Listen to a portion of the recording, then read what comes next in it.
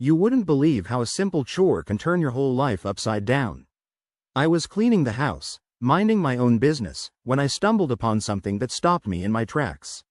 My husband's shirt, crisp, freshly laundered, but reeking of an unfamiliar cologne.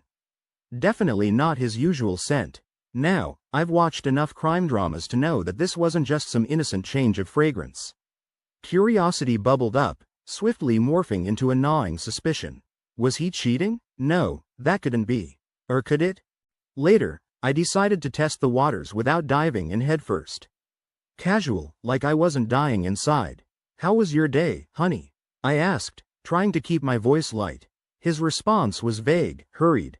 Not like him at all. My heart pounded, but I forced a smile, nodding as if nothing was wrong. Inside, though, total chaos.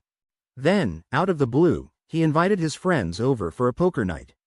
Weird, right? He usually kept his social life neatly tucked away from our domestic bliss. My mind raced. What was he up to? The night of the poker game, I played the perfect hostess, but couldn't shake the feeling of being watched.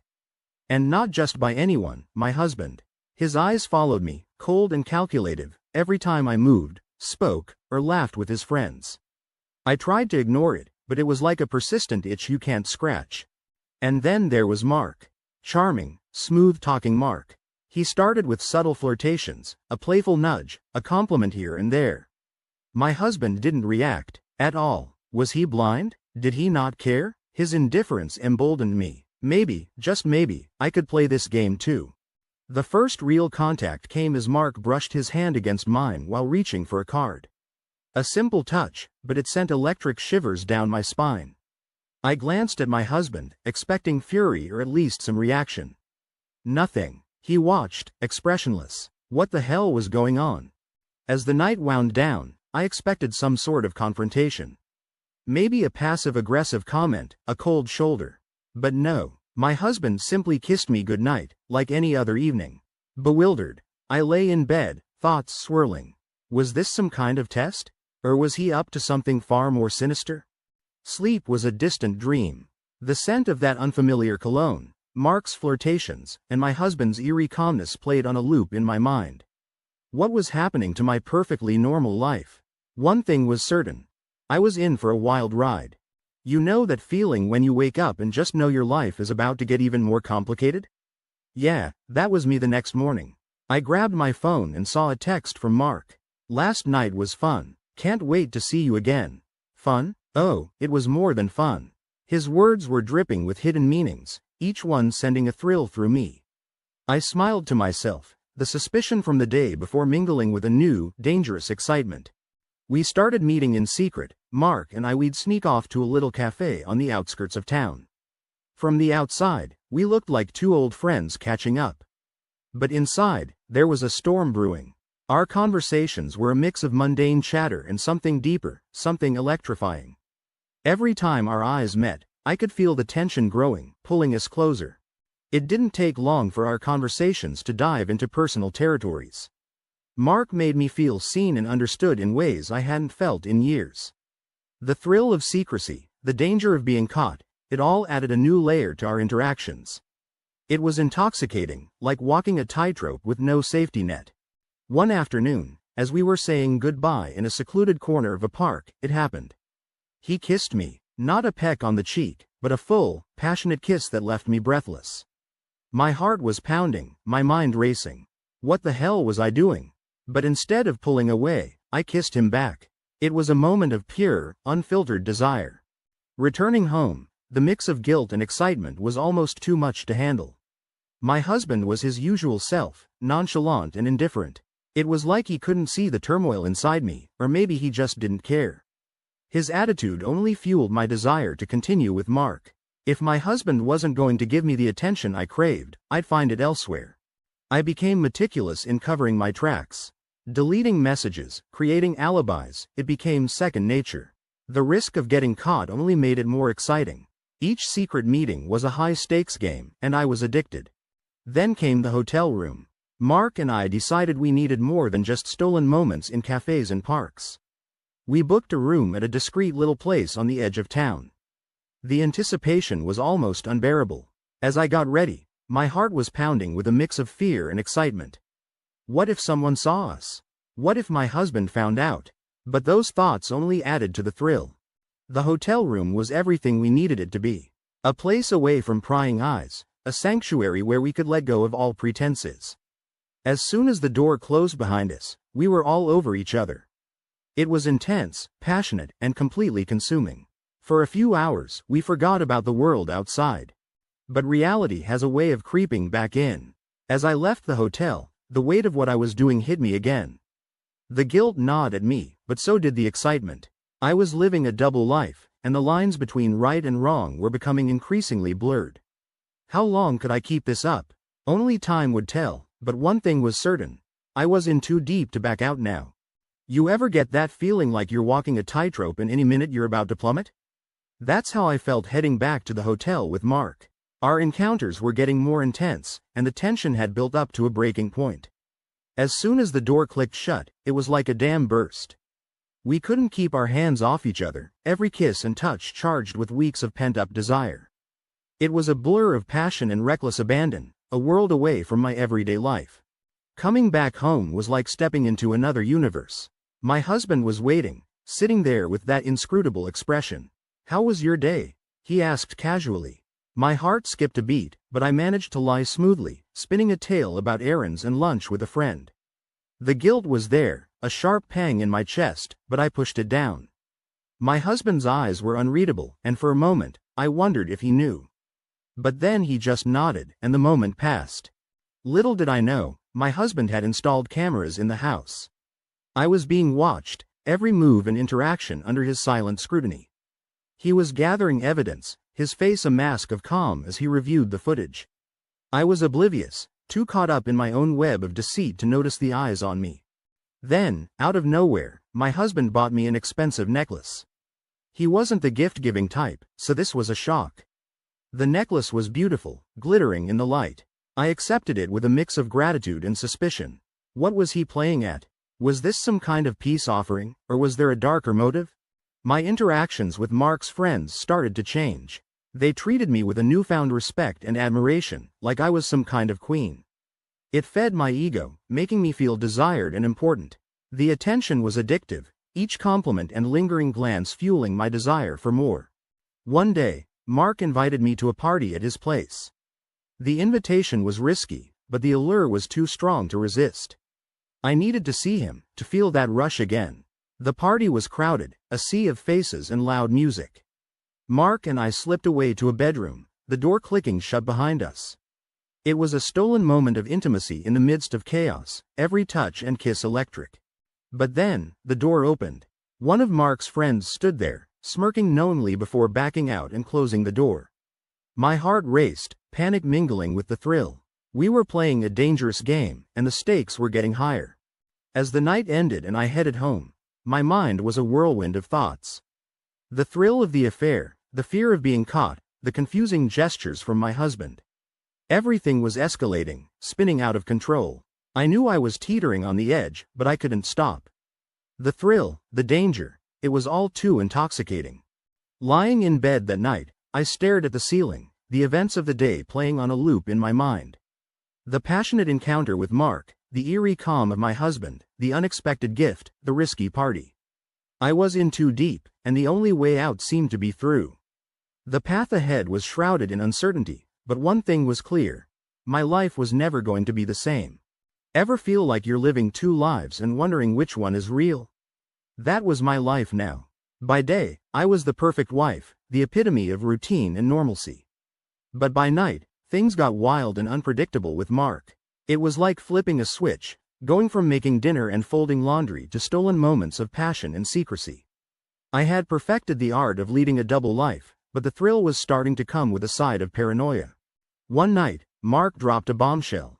We were lying in bed, the room still buzzing from our intense encounter, when he confessed his feelings for me.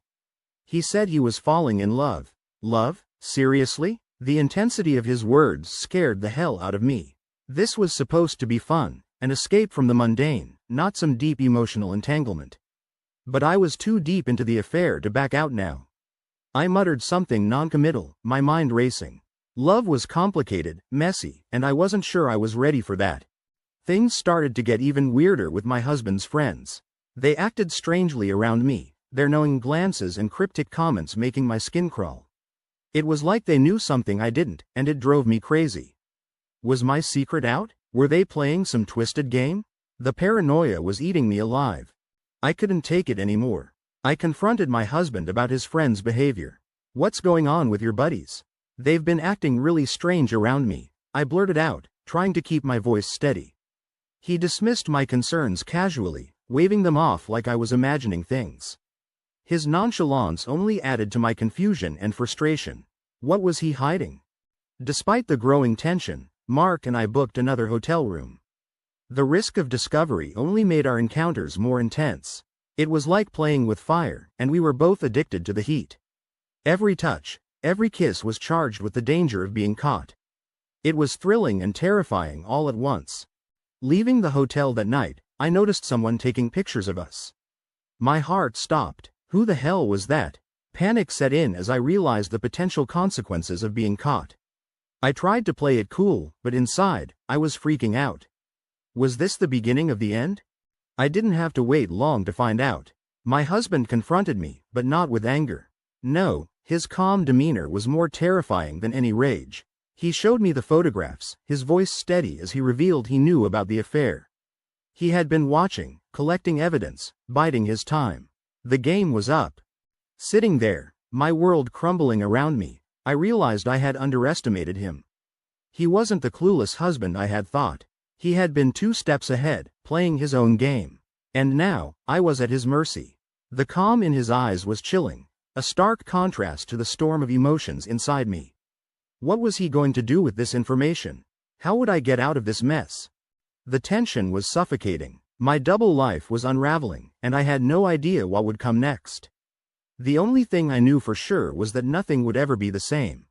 Ever had your life flipped upside down by a single sentence? That's what happened when my husband gave me an ultimatum. "End the affair or face public humiliation," he said, his voice cold and calculated. It was like being doused in ice water. The calm in his eyes was terrifying. He meant business. Terrified of the consequences, I agreed to his terms. I couldn't bear the thought of my dirty laundry aired out for the world to see. Breaking the news to Mark was heart-wrenching. His face twisted in fury and heartbreak.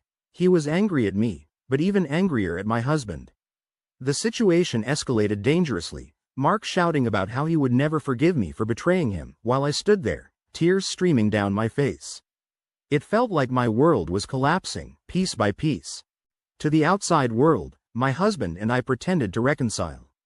We went on dates, held hands in public, and put on a show of rebuilding our image.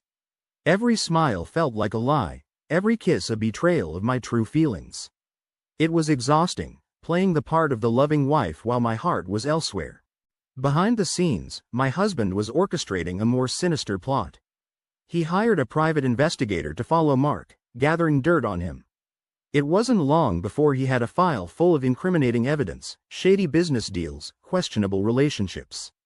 He used this evidence to blackmail Mark into leaving town. The power dynamic shifted dramatically, and I felt a strange mix of relief and dread. Mark was out of the picture, but at what cost? My husband wasn't done with me yet. He arranged a public outing with our friends, a seemingly innocent dinner party. But halfway through the evening, he subtly let slip my infidelity, weaving it into the conversation so smoothly it was like watching a master at work. The room went silent, all eyes on me. My cheeks burned with humiliation as he maintained his image of the wronged spouse. I wanted to disappear.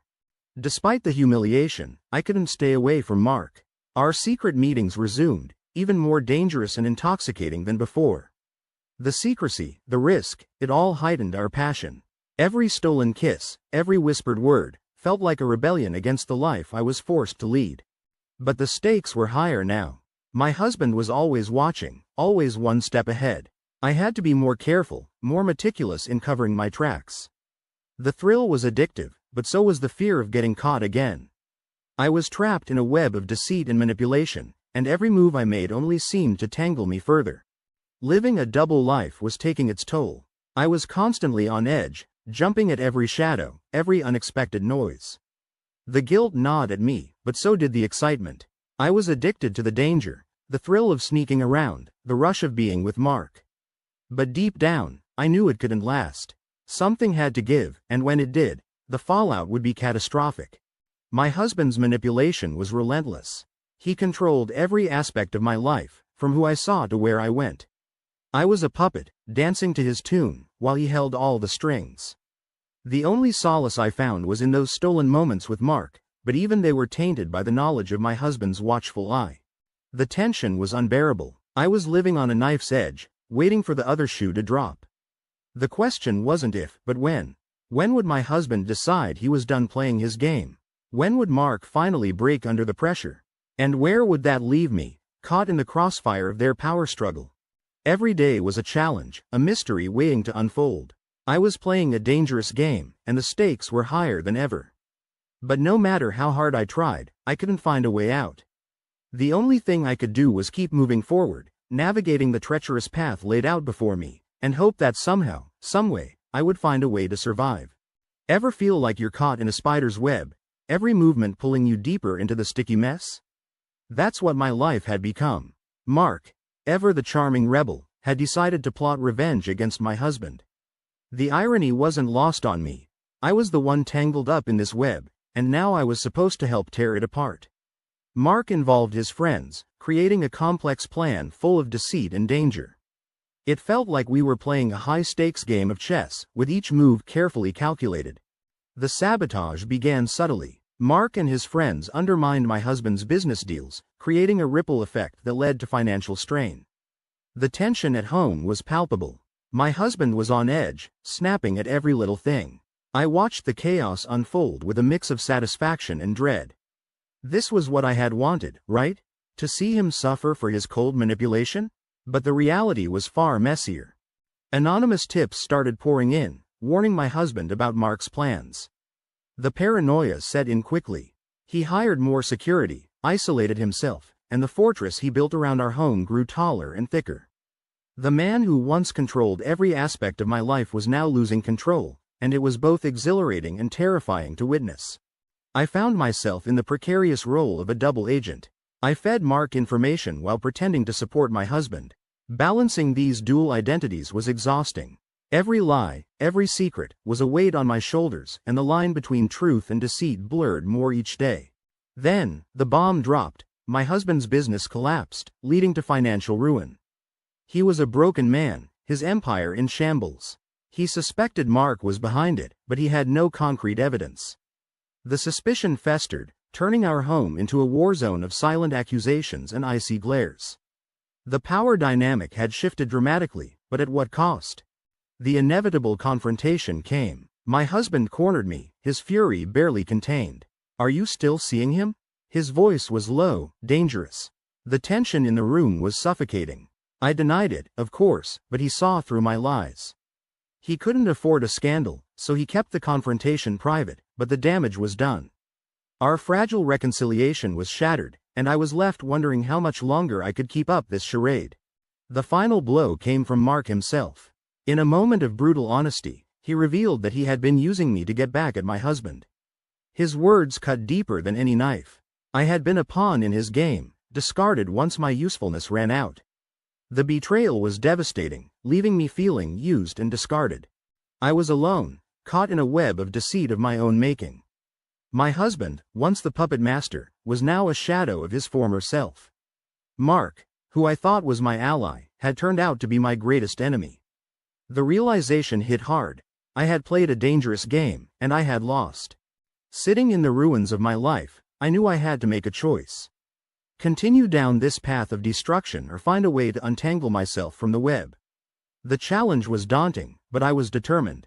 I had survived the manipulation, the deceit, the betrayal. Now, it was time to reclaim my life, no matter what it took. With a deep breath, I stood up, ready to face whatever came next. The web of deceit might have ensnared me, but I wasn't about to let it define me. The fight wasn't over yet. Ever feel like the walls are closing in, and the only way out is to break through? That's where I was, desperate, trapped in the tangled web of deceit I had helped weave. I knew I needed to escape. So, I started planning.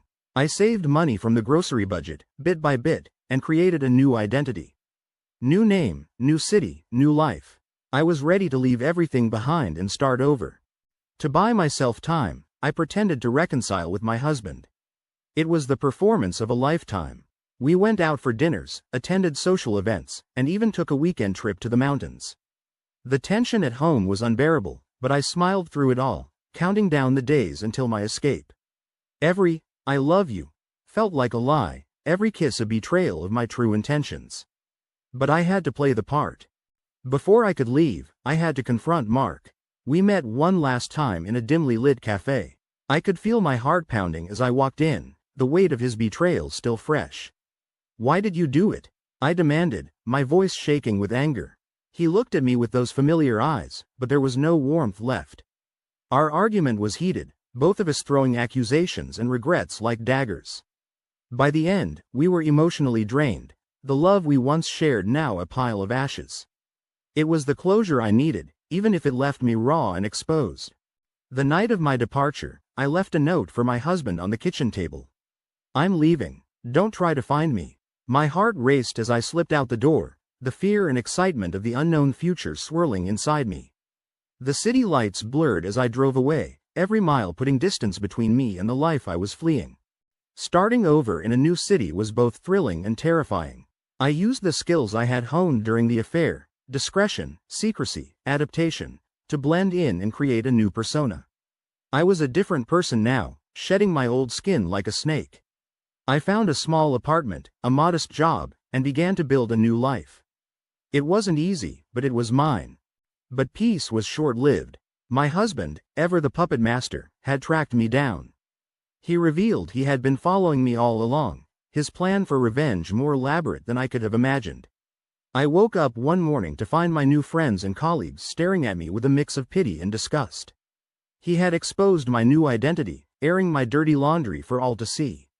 The humiliation was unbearable. I felt isolated, vulnerable, and utterly defeated. As if the public exposure wasn't enough, my husband filed for divorce, citing my infidelity and deceit. The legal battle was brutal, each hearing a fresh wound. Lawyers dug into my life, my past, my mistakes, turning them into weapons.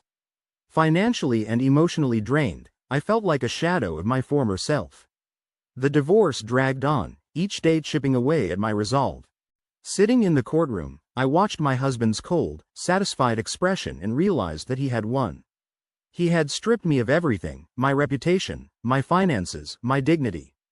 But even in that moment of despair, a spark of defiance burned within me. He might have taken everything, but he couldn't take my will to survive. I knew I had to find a way to rise from the ashes.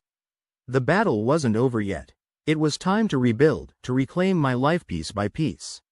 And this time, I would do it on my terms, with no secrets, no lies, and no one pulling my strings.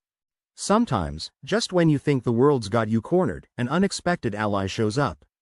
That's exactly what happened to me. I was at rock bottom, barely holding it together, when I stumbled into a support group for women in similar situations. It was like a lifeline. These women had been through hell and back, and their stories mirrored my own in ways I couldn't have imagined.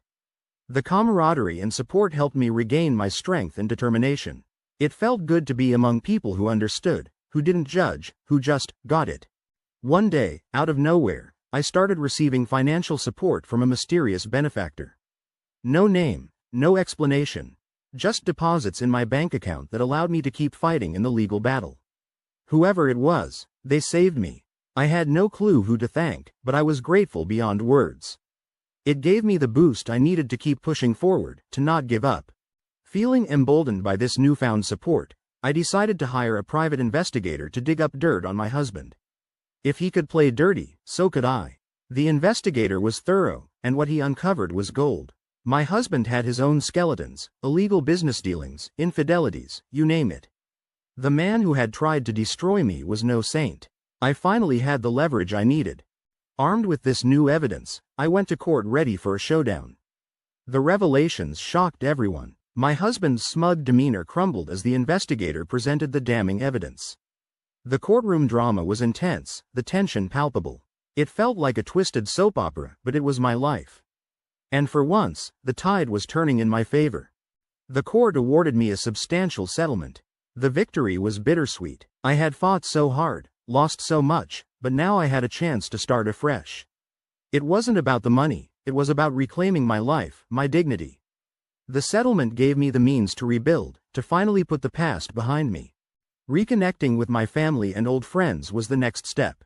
I needed their support, their forgiveness. It wasn't easy, facing them after everything that had happened. But their acceptance and love gave me the strength to move on. They reminded me of who I was before all this madness, and that person was still in there, waiting to break free. Every day was a step towards healing. I found solace in the small victories, waking up without dread, finding joy in simple things, rebuilding trust in myself. The support group became my sanctuary, the mysterious benefactor my silent guardian, and my family my anchor. They all played a part in my recovery, and I was finally starting to feel whole again. One night, sitting in my tiny apartment, I realized I had come full circle. The woman who had been manipulated, humiliated, and discarded was gone. In her place was someone stronger, wiser, ready to face whatever life threw at her.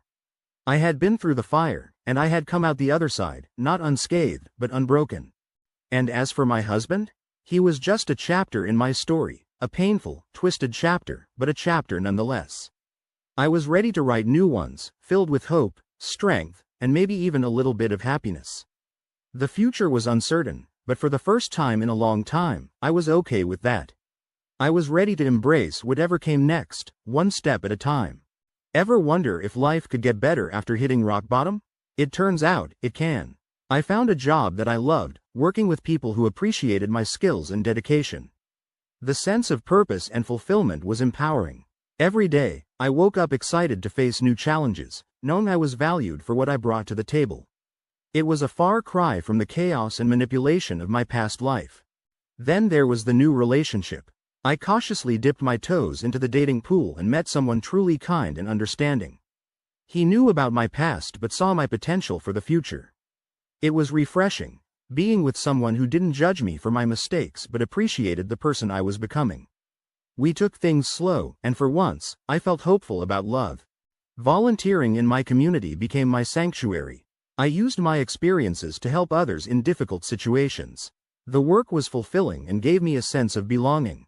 I wasn't just rebuilding my life, I was making a difference in others' lives too. It felt good to give back, to use my pain to fuel positive change.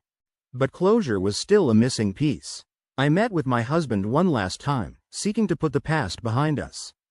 The meeting was tense, every word loaded with years of hurt and betrayal. But it was necessary. We both needed to move on. As we parted ways, I felt a weight lift off my shoulders. It wasn't forgiveness, not entirely, but it was a start. Then came the unexpected twist. My mysterious benefactor revealed himself. It was one of Mark's friends who had always admired me from afar and wanted to help me rebuild my life. Talk about a plot twist. The revelation was shocking, but it also brought a strange sense of gratitude. Someone had seen my struggle and chose to support me when I needed it most. With my life stabilizing, I took on a leadership role in a community organization. Using my experiences to mentor others and create positive change felt like a full circle moment. I was no longer a victim of my circumstances, I was a beacon of hope for others. Then, a journalist discovered my story and published an article about my journey. The media exposure brought both challenges and opportunities. Some people judged, but many others reached out with support and admiration. It was a mixed bag, but I faced it with newfound strength. I wasn't hiding anymore. Rebuilding my life was a step-by-step process. With the support of my new partner, friends, and community, I built my life from the ground up. Happiness and fulfillment became my new normal. It was surreal, finding joy in ways I never imagined. Just when I thought the past was behind me, Mark reappeared, seeking forgiveness and redemption. The encounter was emotionally charged, stirring up old feelings and new questions. We talked, cried, and finally found some measure of peace. It was healing for both of us, a way to close a chapter that had defined us for too long.